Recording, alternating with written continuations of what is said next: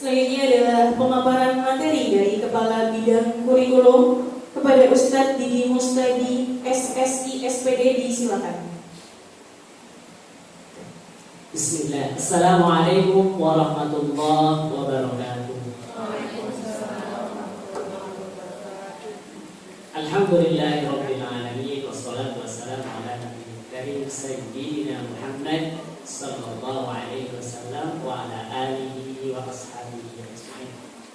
Allahumma bika asbahna wa bika amsayna wa bika nahya wa bika namutu wa ilaika nusyur. Allahumma inna nas'aluka ilman nafi'an wa rizqan thayyiban wa amalan mutaqabbalan. Saudara dan rekan-rekan yang saya hormati, alhamdulillah kita bersyukur kepada Allah Subhanahu wa taala di pagi yang dingin ini. Sudah anak berebut. Biar anak sambil menikmati game. Kita modelnya sersan saja, serius tapi santai.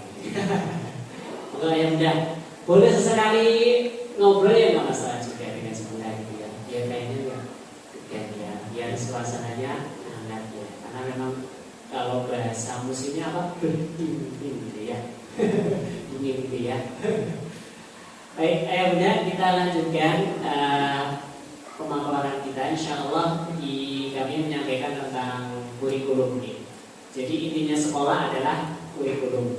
Intinya kurikulum adalah pembelajaran. Intinya pembelajaran adalah murid. Jadi sebenarnya intinya kita di sekolah ini semuanya dari kita, yayasan, kemudian manajemen, orang tua adalah fokusnya adalah bagaimana kita menggarap anak-anak kita gitu ya, murid gitu ya. Istilah murid alhamdulillah berkesesuaian di tahun ini gitu ya. Nah, dengan basic beliau seorang menteri pendidikan yang paham tentang pendidikan. Jadi kita kan berdiri 2011 tadi sampaikan Ustaz Angga tentang murid dari bahasa Arab anak uridu. Anak memiliki keinginan. Jadi anak-anak kita harapannya memiliki keinginan belajar, bukan kita yang memaksa dari orang tua maupun gurunya. Itu harapannya murid gitu ya.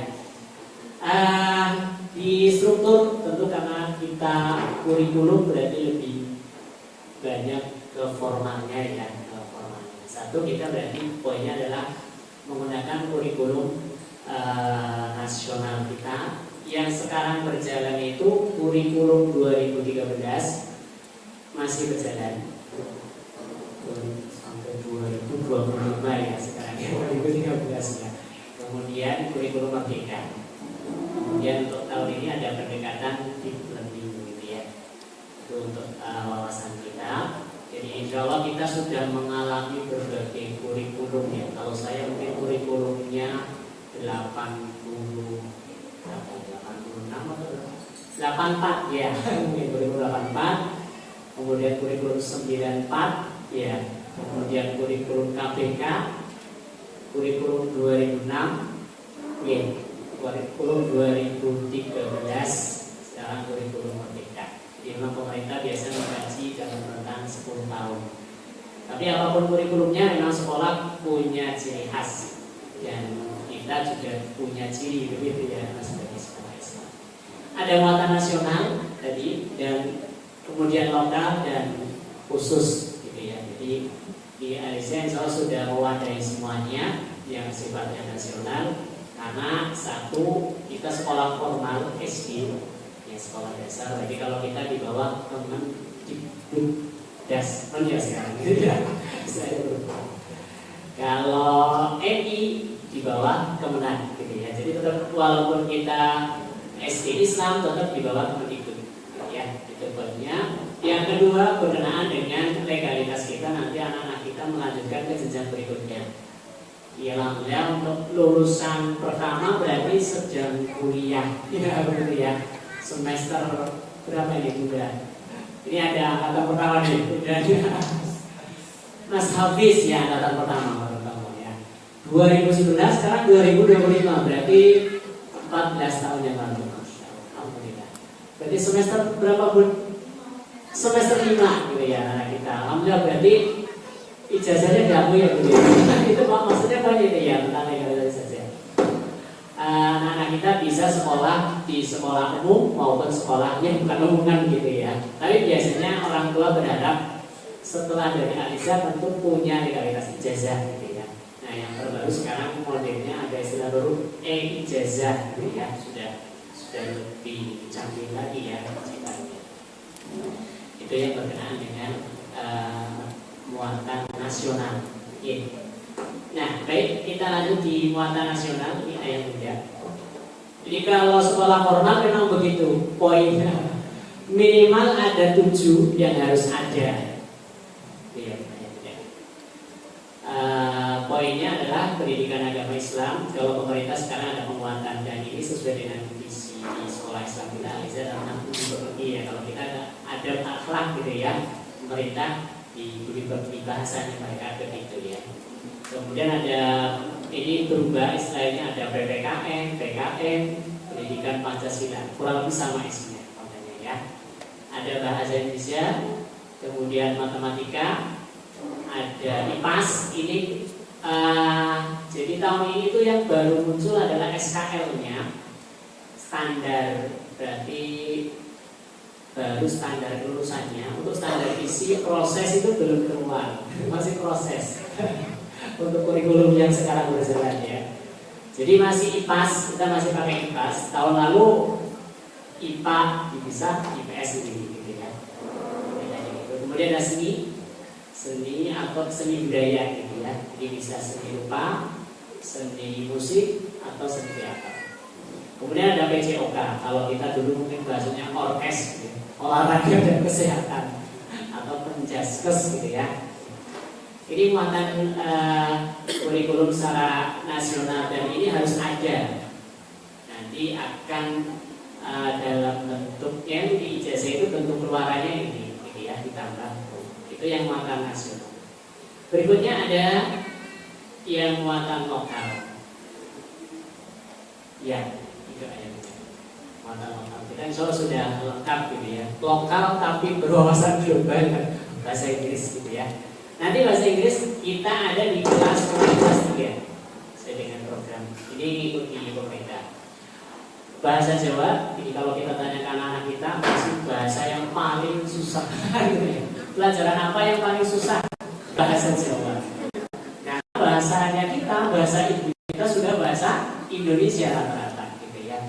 Mungkin bahasa Jawanya ketika sama yang paling ya terkembang mungkin ya. Tapi rata-rata kita sebagai orang tua juga bahasa pengantarnya, bahasa kepengasuhannya, bahasa ibunya bahasa Indonesia. Tidak masalah gitu ya. Karena kita di Jawa Tengah gitu ya. Apalagi nanti dialeknya tambah lagi dialek Banyumasan.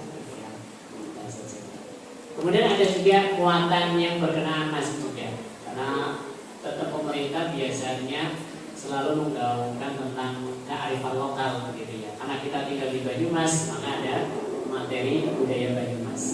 Kalau materi budaya Banyumas lebih melihat ke potensi ya budaya yang ada di Banyumas. Kemudian sebenarnya banyak juga tentang ada akhlak sebenarnya, tentang aturan ya. Jadi insya Allah bisa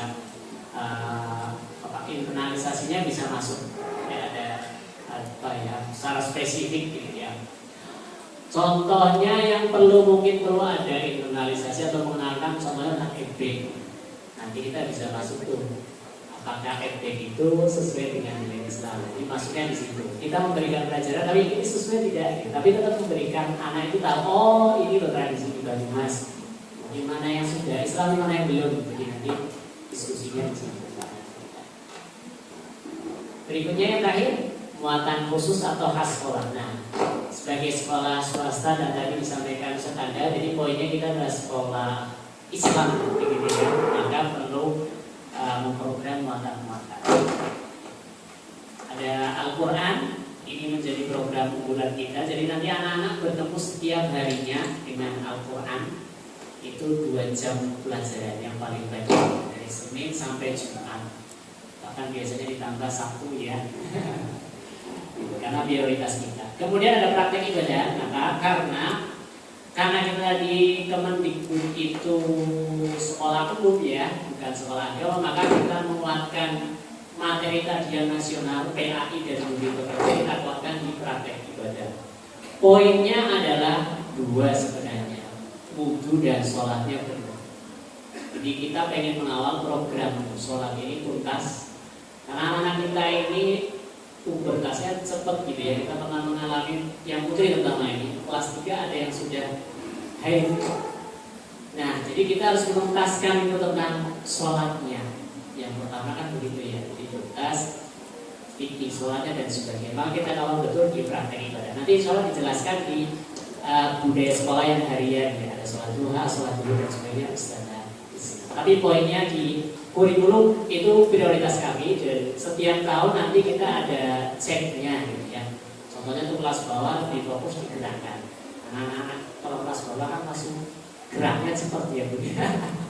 Sudah sholat, sudah kayak saya sebenarnya gitu. Suruh sholat, semenit kan sudah sholat gitu. Jadi perannya kita mengawal itu gitu ya. Bahasa Arab ya karena kita pengen nanti reuninya bareng di surga ya. Lughatul jannah, lughatul arabiyyah. Jadi kita menanamkan pada anak-anak kita ya bahasa aslinya kita itu nenek moyang kita Nabi Adam itu juga surga pakai bahasa Arab. Itu yang pertama. Yang kedua tentu referensi karena kita sekolah Islam tentu referensi ya. Yang tentu sumbernya bahasa Arab dari ya Al-Quran. Maka kita bahasa Arab ini masuk di muatan khusus atau khas sekolah. Nah ini program kita untuk mengawal anak-anak kita di era yang luar biasa berkembang ya. Di medsos, sosial, kemudian ada akhlak yang luar biasa. Maka kita mengawal ada program halaqah murid dan kisah teladan. Kalau kisah teladan targetnya kelas bawah. Jadi sebenarnya nasihat yang paling yang nggak perlu memakan energi dengan mata uang yang baik kita sebagai orang tua atau sekolah itu adalah dengan berkisah. Nah maka ini menjadi program unggulan kita untuk kelas 1 sampai 3 disertakan sekali dan belajar-belajaran. Jadi bagaimana kita mencelup adab akhlak itu lewat kisah teladan. Nah untuk anak kelas atas tadi menyangkut perkembangan mereka tentang pubertas, salah satunya begitu ya tentang pergaulan. Maka kita ada halaqah murid dan ini sudah bisa. Karena biasanya kita membahas juga yang privasi gitu ya. Karena kebutuhannya putri sama putra beda gitu ya. Kalau anak putra tidak terlalu bermasalah karena pubertasnya rata-rata paling cepat kelas 6. Tapi rata-rata di SMP. Tapi kita memberi bekal-bekal minimal tentang ya anak-anak biasanya kan sudah senang gitu ya, senang tanda kutip gitu ya, jodoh-jodohan biasanya kalau satu sudah begitu gitu ya. Atau salting gitu ya, kalau ada yang maju di depan itu semuanya yang belakang yang heboh biasanya begitu kan gitu anak-anak. Nah, yang putri terutama karena tadi menyangkut pubertas, kemudian perkembangan sisi psikologisnya begitu ya, maka kita kawal di halaqah murid ini. Itu untuk yang muatan khusus. Nah, ini terakhir. Siapa yang berbeda? Alokasi waktu pembelajaran kita. Jadi anak-anak insya Allah secara formal akan bertemu. Kalau yang menyangkut pembelajaran itu ada kurang lebih 8 jam pembelajaran setiap harinya. Jadi tadi menyambung yang materi Ustaz Angga. Jadi anak-anak itu butuh dipanasin, begitu ya. Seperti ayah bunda mau nyemplung telurnya dari kulkas nggak langsung ini kan didinginkan sebentar gitu ya. Untuk satu mungkin poin kesehatan dan sebagainya. Jadi anak juga begitu ya. Di rumah yang masih individual kamar mandinya 1 ya kan. Di sekolah kamar mandinya 3 tapi muridnya kan bisa lebih dari 200 gitu.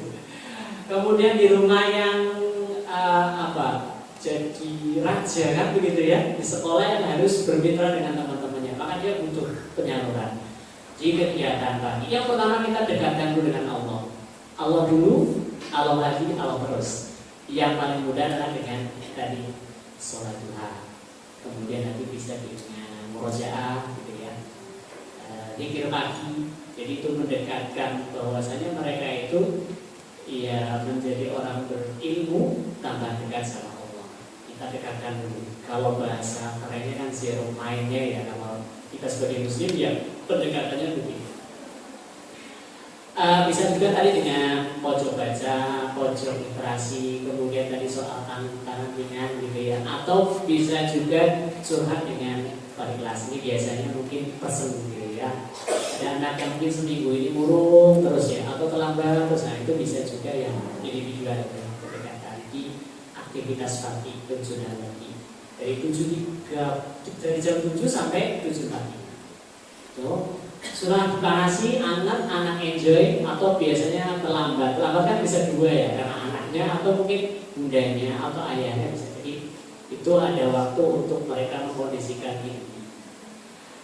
Nah, itu belajarnya di sesi pertama 7.45 sampai dengan jam 9. Jadi secara umum pembelajaran kita untuk SD masih 1 jamnya 35 menit. Tapi untuk materi rata-rata diselesaikan dalam 2 jam, yang mudah kan? 2 jam belajar. Di sesi 1 itu bisa materi wali kelas atau mapel, ya. Kemudian nanti ada jaburan tadi di jam-jam itu anak sudah butuh recharge lagi gitu ya. Kalau secara jam biologis anak-anak kita butuh asupan, maka ada jaburan snack time gitu ya. Nah, itu di situ juga mengajarkan tentang ada berbagi, kemudian bersyukur juga. Kemudian lanjut di sesi 2 ya, sesi 2 pembelajarannya maksudnya ya. Itu kita berarti Al-Quran itu kelas 1, 2. Nah, kelas 1, 2 itu di jam 9.20 sampai 10.30.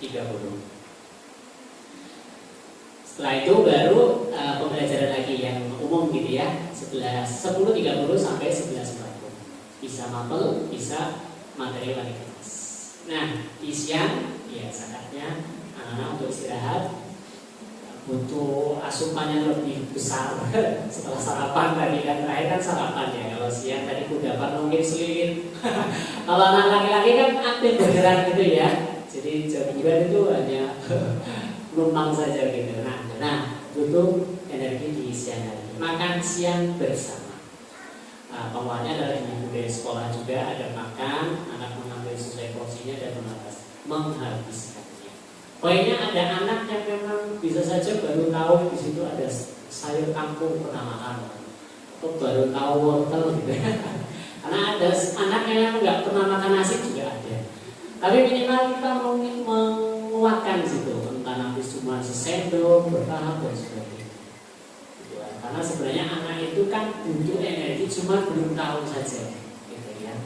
Maka biasanya kalau di sekolah insya nurut sama saudaranya. Kalau di rumah kan lebih pengennya apa kan begitu ya. Maka di sekolah sebenarnya membudayakannya di situ. Gitu. Biasanya mungkin di rumah karena mungkin sebenarnya bisa makan sendiri, cuma karena berbatas waktu, kesibukan harus digunakan begitu ya. Maka di sekolah kita mengajarkan tentang tari kemandirian dan sebagainya. Nah, ini kemudian dilanjutkan dengan sholat duhur ya, sholat duhur berjamaah.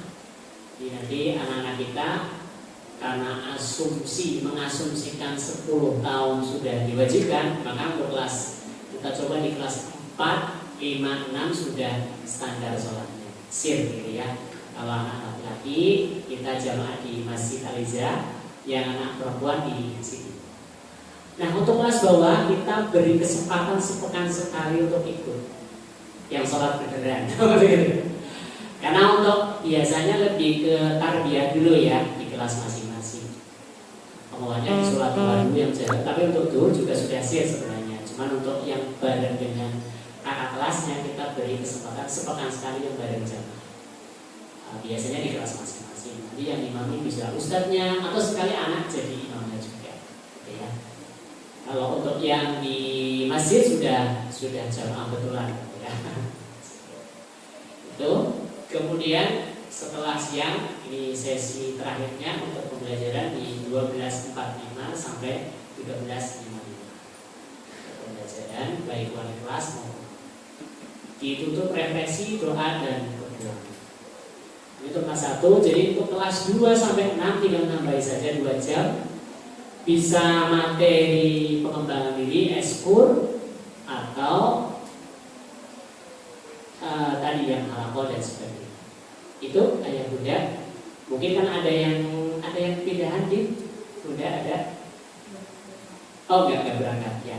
Poinnya berarti nanti kalau kelas 2 sampai 6 melanjutkan saja sampai jam 3. Itu ayah bunda paparan singkat dari kami di kurikulum dan pembelajaran. Insya Allah nanti lebih teknis dipaparkan lagi kurikulum kayak Al-Quran di kata Al-Quran, kemudian yang nyangkut dari budaya sekolahnya di kata pemuda. Jazakumullah khair. Assalamualaikum warahmatullahi wabarakatuh. Waalaikumsalam warahmatullahi wabarakatuh. Kepada Ustadz Didi Mustadi SSI SPD kami ucapkan jazakumullah khairan katsiran.